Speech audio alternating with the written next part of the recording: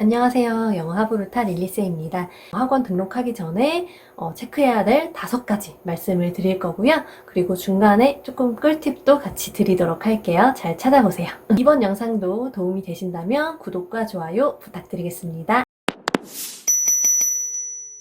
첫 번째는요, 당연히 제일 중요하죠. 우리 아이에 대해서 생각을 하셔야 돼요. 우리 아이가 지금 어떤 것을 필요로 하는지, 예를 들어서 우리 아이가 집에서 쭉 리딩을 해왔는데 아무래도 좀 스피킹이 좀 필요한 것 같다. 스피킹을 좀 중점적으로 해봐야지 라고 하면 스피킹 중심의 학원을 찾으시면 되고, 리딩을 좀 집에서 해보려고 했는데 아이가 잘 안 하네? 그래서 리딩 중심으로 가야겠다. 아니면 뭐 문법 중심, 뭐 라이팅 중심, 여러 가지 요즘에 학원들이 다 주력 분야가 다르기 때문에 거기에 맞게 학원의 리스트를 좀 추려보시면 될 것 같아요.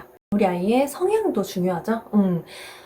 사실 제가 뭐 단편적으로 이렇게 뭐는 뭐다라고 말씀드리긴 어려운 부분이지만 그냥 대략적으로 좀 두루뭉실하게 말씀이라도 드려보면, 좀 기본적으로 아이가 좀 적극적이고 말도 잘하고 그리고 약간 경쟁하는 거 즐기는 아이들이 있어요. 그런 아이들이나 기본적으로 자기가 뭔가 주어진 거 있으면 좀 성실하게 비교적 하는 편인 아이들 같은 경우에는 대형 학원이 굉장히 좋은 선택지가 될 수 있고, 그리고 반면에 좀 내향적이고 이렇게 나서서 말하는 거 좀 부끄러워하거나 아니면 집중력이 조금 부족한 친구들은 소규모 학원, 이렇게 밀착해서 케어해주는 그런 데가 오히려 더 잘 맞을 수도 있다라고 말씀을 드릴 테니까 이렇게 우리 아이에 맞는 학원들을 먼저 생각을 해보시면 좋을 것 같고요. 자, 그 다음에 두 번째입니다. 두 번째는 이제 학원을 결정을 하고 가면 그 학원에 우리 아이에게 맞는 레벨의 반이 있는지 잘 확인을 하셔야 돼요. 아무래도 확률적으로 대형 학원은 조금 더 레벨이 세분화되어 있기 때문에 그럴 수 있는 확률은 높은데, 저는 사실 둘 다 근무를 해봤어요. 근데 매번 그렇지는 않더라고요. 오히려 대형 학원인데 레벨이 잘 안 맞는 반에 들어온 경우도 있고, 소규모 학원인데 찰떡 같은 레벨에서 아주 잘하는 경우도 있어요. 그래서 이런 것들은 어떻게 확인을 하냐면, 기본적으로 지금 반에서 공부하고 있고 나가고 있는 수업 교재를 확인하시면서, 수업 교재뿐만 아니라 수업 자료, 이런 것들, 수업 시간에 나가는 유인물이나 교재나, 그리고 사실 가장 좋은 거는 지금 다니고 있는 아이가 풀었던 것들, 쓰고 있는 그런 라이팅이라든지 여러 가지 그런 자료들을 직접적으로 눈으로 보는 게 좋아요. 그걸 보면서 우리 아이가 이 정도 수준이면 조금 지금 실력보다 약간 상회하는 수준 정도면 좋은 거거든요. 그래서 한번 그렇게 확인을 해서 레벨이 맞는지. 이게 간혹 이런 경우가 있어요. 레벨 테스트가 진짜 실력을 반영 못하는 경우가 있죠. 뭐 사실 진짜 실력보다 조금 더 좋게 나오는 경우도 있는데 그런 경우는 크게 많진 않고, 아니면 실력 대비 좀 잘 안 나온 경우, 그런 경우도 꽤 있어요. 그래서 잘 맞는지 약간 상회하는 정도 말씀을 드렸고, 그리고 간혹, 거의 없는데 간혹 운영적으로 편의상으로 그냥 넣어버리는 경우도 있거든요. 그래서 그렇지 않도록 잘 지금 기존에 있는 아이들이 어떤 교재를 활용해서 어느 정도로 하는지 꼭 체크를 해보세요. 그 다음 세 번째입니다. 커리큘럼. 많이들 보시죠? 보통 커리큘럼이라고 하면 교재 라인업을 쫙 이렇게 뭐 몇 단계 몇 단계 몇 단계 이렇게 보시는데, 맞아요. 그것도 되게 중요한 건데, 일단은 가장 중요한 건 두 가지예요. 첫 번째는 우리 아이가 수업 흐름이 어떻게 들어가느냐. 우리 아이가 교실에 들어가는 순간부터 나오는 순간까지 어떠한 흐름으로 영어를 공부를 하느냐. 예를 들어서 가자마자 단어 시험을 보고, 보통 대부분의 학원이 그렇습니다. 시험 보고 영어책 읽고, 그리고 거기에 대해서 선생님이랑 질문하고 또 문제 풀고 뭐 말하고 아니면 뭐 라이팅하고 어떤 날은 문법하고, 이런 여러 가지 수업 그런 플로우 흐름이 있겠죠. 그러면 그런 것들을 통해서 우리 아이가 이런 식으로 공부를 하겠구나 라고 생각을 해주시면 되고, 그리고 두 번째 중요한 게 숙제예요. 숙제. 특히 초등학교 저학년일수록 이 숙제를 잘 못 챙겨요. 그래서 또 숙제가 대형 학원이면 학원일수록 좀 복잡한 거 아시죠? 예, 막 이것도 해야 되고 저것도 해야 되고 막 온라인도 해야 되고 막 뭐도 있고 막 라이팅도 막 다시 해야 되고 여러 가지입니다.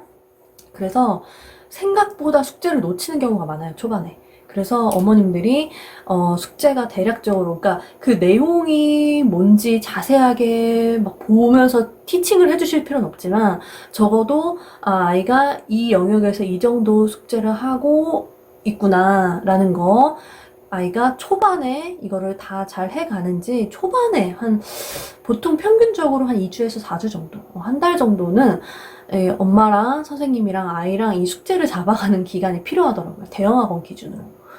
그랬어요.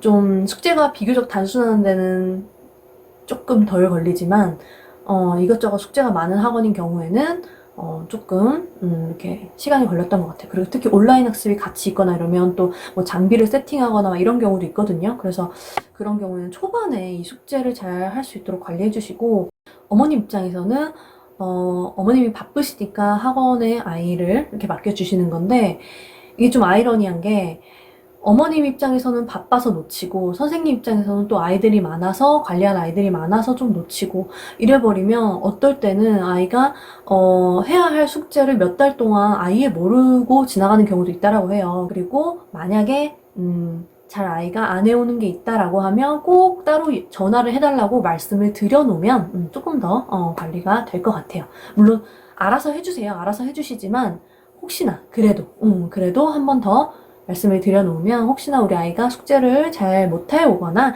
아니면 놓치는 부분이 있으면 꼭 문자로라도 알려주세요 라고 이야기를 해놓으면 될 것 같아요. 그 교재 보시면 중요한 게, 아까 제가 말씀드렸던 것처럼 현재 레벨이랑 우리 아이가 약간 상회할 정도로 비슷한지 보고, 그리고 이 학원을 다녔을 때 3개월 뒤에, 그리고 6개월 뒤에, 1년 뒤에 어느 정도 레벨이 향상될지, 커리큘럼이라는 게 3개월 뒤에 이렇게 할 겁니다. 6개월 뒤에 이러고 나갑니다. 1년 뒤에 이렇게 될 겁니다. 라는 게 짜여 있는 거잖아요.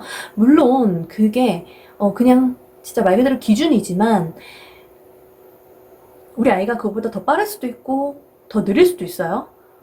그렇지만 적어도 내가 그런 것들이 어느 정도 되겠다라는 걸 알고 나서 3개월 뒤에 우리 아이가 지금 이 정도 왔는지 오지 않았는지 이런 것들을 체크하면서 가시는 거죠. 뭐 보강이라든지 아니면 뭐 온라인으로 수업 대체될 때는 어떤 식으로 진행이 되는지, 뭐 이런 것들도 같이 보시면 되겠죠.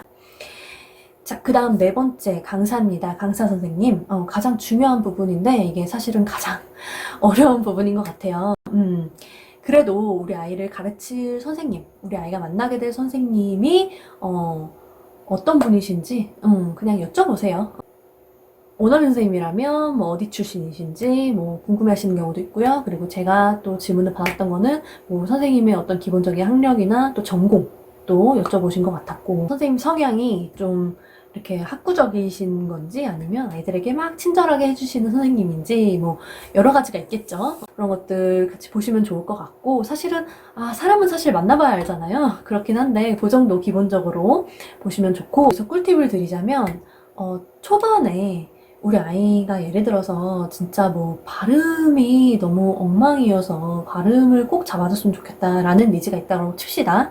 그러면 그거를 초반에 얘기를 꼭 잘하세요, 학원에. 우리 아이는 지금 특히 발음을 꼭 학원에서 잡아줬으면 좋겠다라고 말씀을 하시고, 또 학원 선생님이 또 전화가 오잖아요. 신입생 때는 또 자주 오죠. 그러면 그때 또 얘기를 하시는 거야. 사실은 이래서 우리 아이가 또 발음을 꼭 교정해 주셨으면 좋겠다. 근데 어떤 식으로 혹시 가능하냐, 이런 식으로 좀 이렇게 구체적으로 좀 각인을 시키는 거예요. 얘 하면 맞다, 발음 교정 이렇게 생각날 수 있도록. 제가 이거는 진짜 경험담이어서 말씀을 드리는 거거든요. 그러니까 어머님이 초반에 여기 발음 교정 이 얘기를 여러 번 하시니까 맞다, 발음 교정 하면서 원어민 쌤이랑 같이 이야기를 해서 되게 조금 신경을 더 많이 써주게 되더라고요. 특히 이제 신입생이면 관심을 많이 받아요. 관심을 많이 받는 그 시기는 어느 정도 정해져 있어요. 그러니까 이 시기를 잘 이용하셔서 우리 아이가 꼭 필요한 게 있다라고 하면 꼭 선생님께 각인을 시켜드릴 수 있는, 그게 좀 꿀팁인 것 같아요. 네, 마지막 다섯 번째는요, 친구들이에요. 선생님과 마찬가지로 가장 중요한데 가장 좀 어려운 부분이죠. 근데 이제 보통 제가 이제 받았던 질문 같은 경우에는 우리 학생들 친구들 반의 인원이 몇 명인지, 아니면 보통 학년이 어느 정도인지, 그리고 반에서 가장 잘하는 아이들이 어느 정도 실력인지 이런 것들 많이 여쭤보셨던 것 같고요. 그리고 수업 분위기 같은 경우에 좀 활발한지 아니면 좀 정적으로 학구적인지, 이런 부분들도 질문해 주시는 경우도 있었어요. 다만 여기서 조심해야 될 게 막 어느 학교 몇 학년 몇 반이에요. 막 이런 거는 조금 개인정보에 관련하기 때문에 그런 것만 아니면 괜찮아요. 막 너무 개인정보 너무 이렇게 디테일한 게 아니고 우리 아이의 어떤 실력이나 그런 분위기에 관련한 것들은 물어보셔도 좋다. 이렇게 제가 5가지를 말씀을 드렸는데 사실은 이게 겪어봐야 아는 거잖아요. 그쵸? 그래서 저는 기본적으로 샘플 수업을 하는 게 좋다라고 생각을 하는데, 그쵸? 근데 이제 요거는 학원의 원칙마다 달라요. 샘플 수업이나 첨강이 되는 경우가 있고 아닌 경우가 있어요. 뭐 무료인 경우도 있지만 사실 뭐 유료라도 첨강이 가능한 경우가 있는데 이거를 또 학원에서 먼저 제시를 하는 경우도 있지만 그렇지 않은 경우도 있거든요. 그래서 먼저 여쭤보세요. 혹시나 첨강이나 샘플 수업이 가능한지, 유료라도 가능한지, 혹시 무료로 있는지 뭐 이렇게 여쭤보시고 없다라고 하면 교재를 미리 안 사셔도 될 것 같아요. 사실 요즘에 이게 제가 말씀드리기가 좀 조심스러운 게 저작권법 때문에 이렇게 문제집이나 교재 같은 거 복사가 안 되거든요. 이제 일주일 정도는 교재를 사기보다 먼저 이렇게 복사본으로 좀 쓰게끔 했어요. 대신 그거를 복사본을 아이가 가져가지 못하고 다시 수거해서 폐기를 했거든요.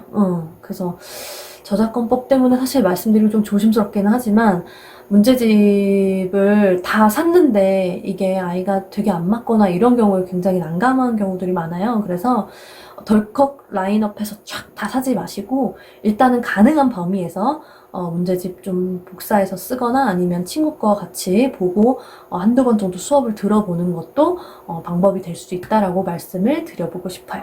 이 외에도 뭐 셔틀 운영하는지 아니면 뭐 공기청정기가 잘 배치되어 있는지 그리고 코로나 대비해서 방역은 잘 하고 있는지 아니면 뭐 여러 가지가 있겠죠. 그래서 네, 그죠? 운영적인 부분들도 잘 체크하셔서 이렇게 좋은 학원 잘 결정하시길 바랄게요. 오늘도 영상이 도움이 되셨다면 구독과 좋아요 부탁드리고 더 좋은 컨텐츠 가지고 오도록 하겠습니다. 감사합니다.